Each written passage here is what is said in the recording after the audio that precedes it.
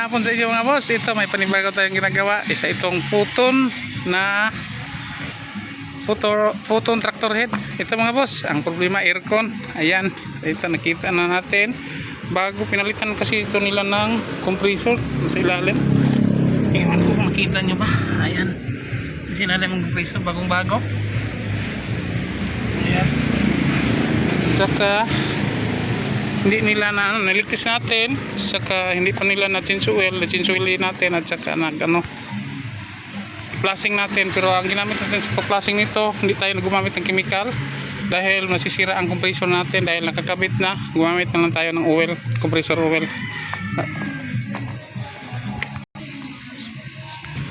Ayan, so tapos na tayo, nagligtas tayo, wala nang leaking. Sana walang leaking dito. Duda tayo dito sa kanyang condenser dahil medyo may kalumaan na, pero wala namang leaking. So karga na tayo ng freon. Ayan, tapos na tayo kanina, tsaka mag-calibrate na lang tayo. Siyempre gumamit tayo ng ating may huwagang timbangan. Okay, siyempre huwag kalimutan mga boss, ito dapat naka-vacuum ka before ka magkarga ng freon, at saka parating nakataob ang ating tangke. Okay, iso-open na yan mga boss. Ayan, ito na.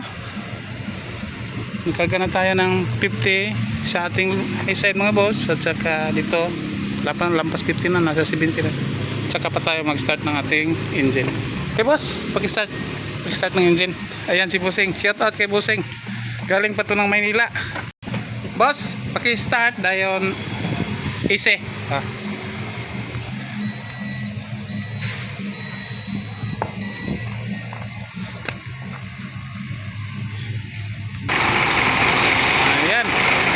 Siya na, napakaingay dito mga boss dahil napakalaking engine to. Number 3 muna, aircon. Aircon at saka number 3 ang AC. Ayan, malo na. Saka okay, expansion valve niya. Ayan, dito muna tayo sa taas. Ito mga boss, ito si Busing, yung may nagdadala nito. Yeah, shout out kay Busing. Malamig na ba Busing? Malamig na. Okay. Okay Busing. Sila ang nagsusupply ng kuryente namin dito sa Secure dahil nasa isla tayo mga boss. Gumamit kami dito ng mga genset at saka mga solar panel, mga solar. Silang buong sila Secure, Luzon, Visayas, Mindanao kayo, buong Pilipinas halos kayo ang supply. Mga isla, silang supplier.